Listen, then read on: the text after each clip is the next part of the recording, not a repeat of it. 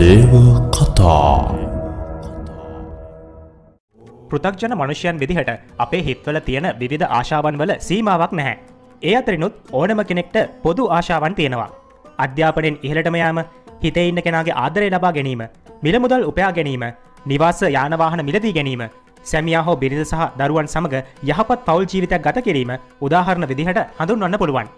ඉතින් මේ වගේ හිතේ තියෙන දහසකුත් ආශාවන් එක මොහොතකින් ඉටු කරගන්න පුළුවන් නම් කොච්චර දෙයක්ද කියලා ඔයාටත් හිතිලා ඇති.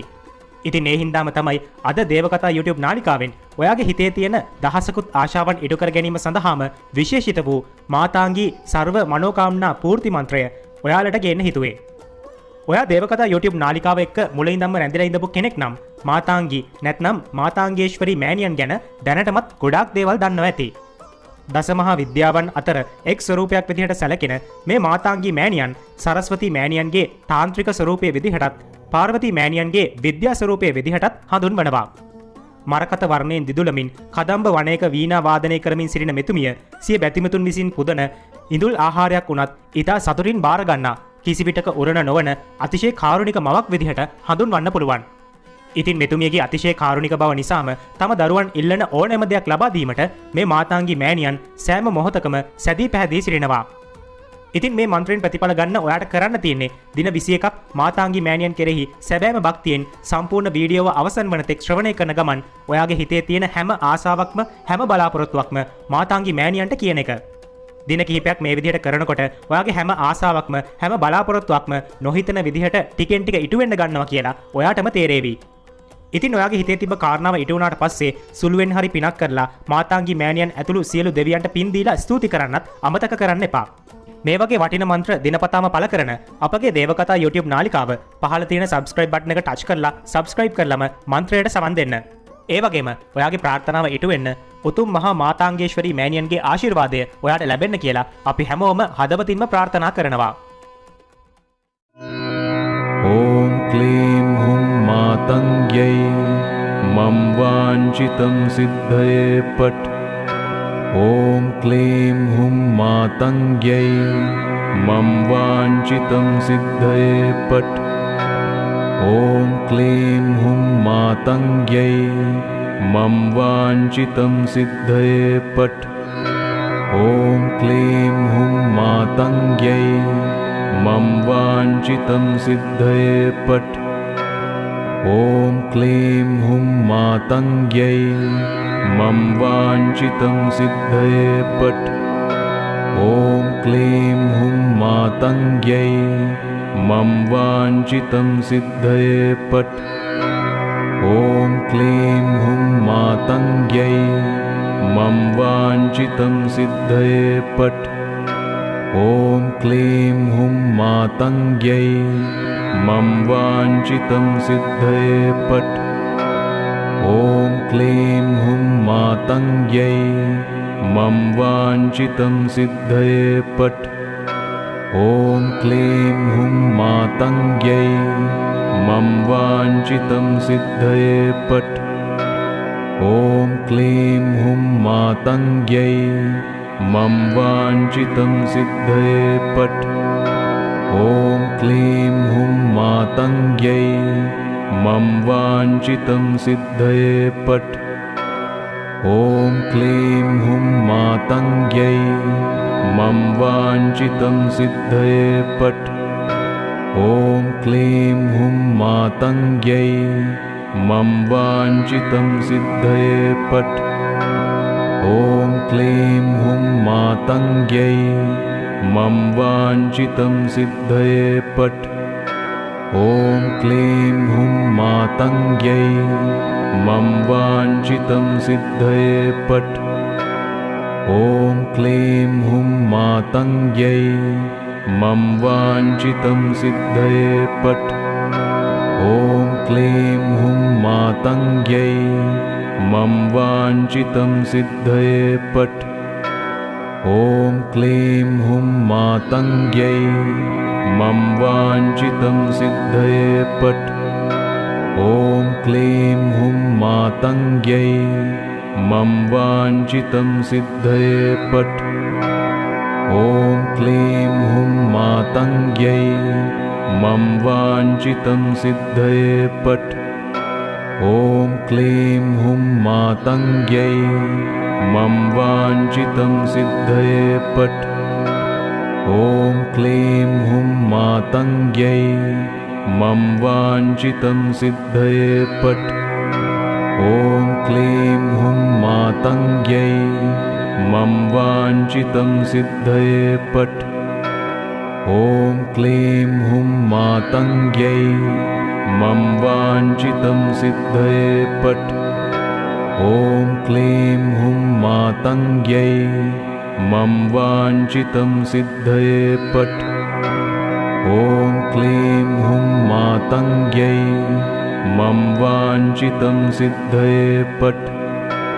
ॐ क्लीं हुं मातङ्ग्यै मम वाञ्छितं सिद्धये पट्।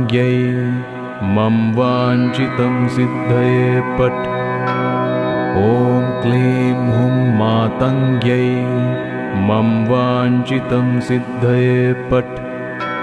ॐ क्लीं हुं मातङ्ग्यै मम वाञ्छितं सिद्धये पट्। ॐ क्लीं हुं मातङ्ग्यै मम वाञ्छितं सिद्धये पट्। ॐ क्लीं हुं मातङ्ग्यै मम वाञ्छितं सिद्धये पट्। ॐ क्लीं हुं मातङ्ग्यै मम वाञ्छितं सिद्धये पट्। ॐ क्लीं हुं मातङ्ग्यै मम वाञ्छितं सिद्धये पट्। ॐ क्लीं हुं मातङ्ग्यै मम वाञ्छितं सिद्धये पट्। ॐ क्लीं हुं मातङ्ग्यै मम वाञ्छितं सिद्धये पट्। ॐ क्लीं हुं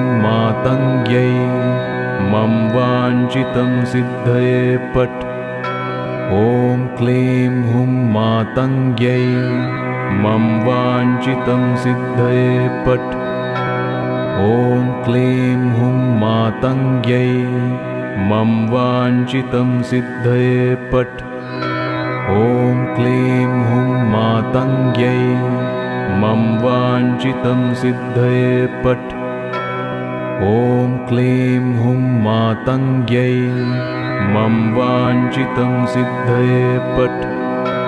ॐ क्लीं हुं मातङ्ग्यै मम वाञ्छितं सिद्धये पट्।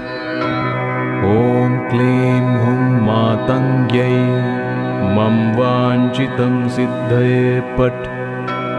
ॐ क्लीं हुं मातङ्ग्यै मम वाञ्छितं सिद्धये पट्। ॐ क्लीं हुं मातङ्ग्यै मम वाञ्छितं सिद्धये पट्। ॐ क्लीं हुं मातङ्ग्यै मम वाञ्छितं सिद्धये पट्। ॐ क्लीं हुं मातङ्ग्यै मम वाञ्छितं सिद्धये पट्। ॐ क्लीं हुं मातङ्ग्यै मम वाञ्छितं सिद्धये पट्। ॐ क्लीं हुं मातङ्ग्यै मम वाञ्छितं सिद्धये पट्। ॐ क्लीं हुं मातङ्ग्यै मम वाञ्छितं सिद्धये पट्। ॐ क्लीं हुं मातङ्ग्यै मम वाञ्छितं सिद्धये पट्।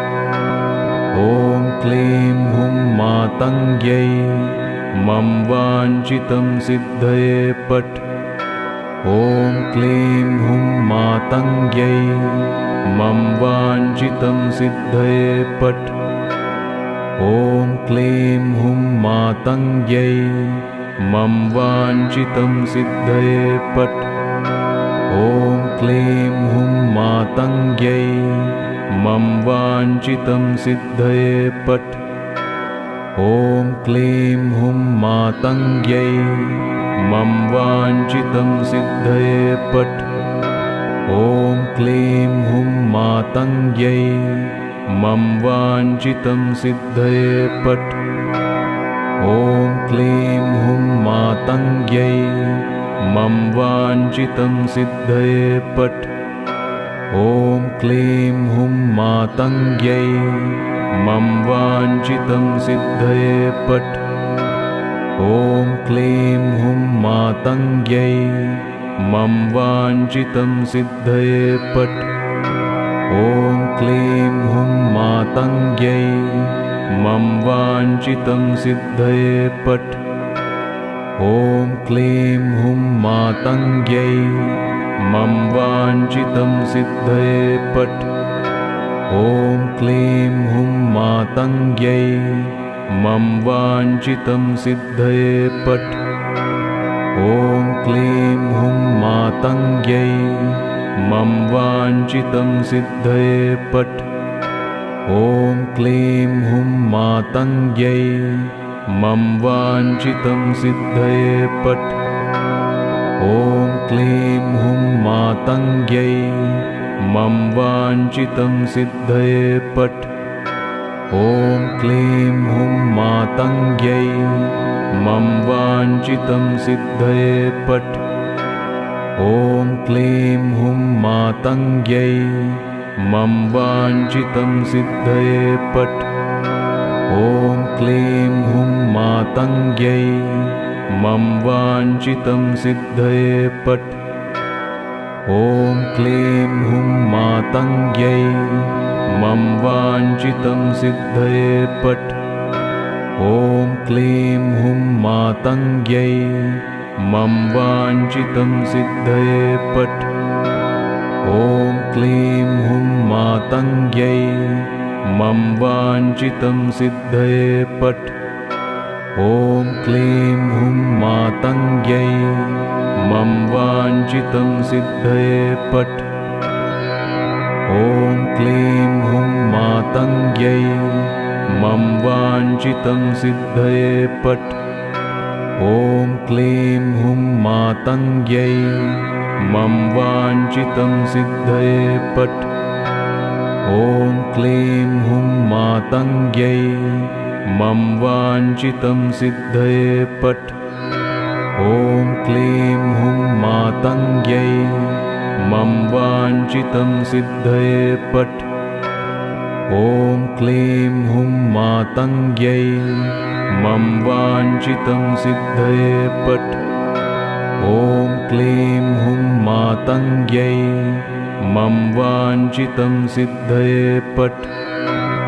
ॐ क्लीं हुं मातङ्ग्यै मम वाञ्छितं सिद्धये पट्। ॐ क्लीं हुं मातङ्ग्यै मम वाञ्छितं सिद्धये पट्। ॐ क्लीं हुं मातङ्ग्यै मम वाञ्छितं सिद्धये पट्। ॐ क्लीं हुं मातङ्ग्यै मम वाञ्छितं सिद्धये पट्। ॐ क्लीं हुं मातङ्ग्यै मम वाञ्छितं सिद्धये पट्। ॐ क्लीं हुं मातङ्ग्यै मम वाञ्छितं सिद्धये पट्। ॐ क्लीं हुं मातङ्ग्यै मम वाञ्छितं सिद्धये पट्। ॐ क्लीं हुं मातङ्ग्यै मम वाञ्छितं सिद्धये पट्। ॐ क्लीं हुं मातङ्ग्यै मम वाञ्छितं सिद्धये पट्। ॐ क्लीं हुं मातङ्ग्यै मम वाञ्छितं सिद्धये पट्। ॐ क्लीं हुं मातङ्ग्यै मम वाञ्छितं सिद्धये पट्।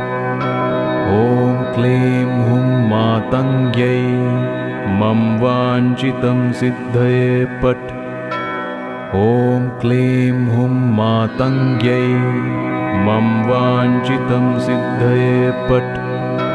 ॐ क्लीं हुं मातङ्ग्यै मम वाञ्छितं सिद्धये पट्। ॐ क्लीं हुं मातङ्ग्यै मम वाञ्छितं सिद्धये पट्।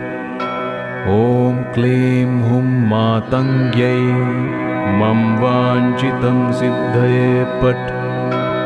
ॐ क्लीं हुं मातङ्ग्यै मम वाञ्छितं सिद्धये पट्। ॐ क्लीं हुं मातङ्ग्यै वाञ्छितं सिद्धये पट्। ॐ क्लीं हुं मातङ्ग्यै मम वाञ्छितं सिद्धये पट्। ॐ क्लीं हुं मातङ्ग्यै मम वाञ्छितं सिद्धये पट्।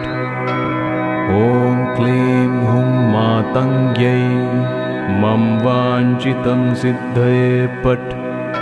ॐ क्लीं हुं मातङ्ग्यै मम वाञ्छितं सिद्धये पट्। ॐ क्लीं हुं मातङ्ग्यै मम वाञ्छितं सिद्धये पट्। ॐ क्लीं हुं मातङ्ग्यै मम वाञ्छितं सिद्धये पट्। ॐ क्लीं हुं मातङ्ग्यै मम वाञ्छितं सिद्धये पट्। ॐ क्लीं हुं मातङ्ग्यै मम वाञ्छितं सिद्धये पट्। ॐ क्लीं हुं मातङ्ग्यै मम वाञ्छितं सिद्धये पट्। ॐ क्लीं हुं मातङ्ग्यै मम वाञ्छितं सिद्धये पट्। ॐ क्लीं हुं मातङ्ग्यै मम वाञ्छितं सिद्धये पट्। ॐ क्लीं हुं मातङ्ग्यै मम वाञ्छितं सिद्धये पट्।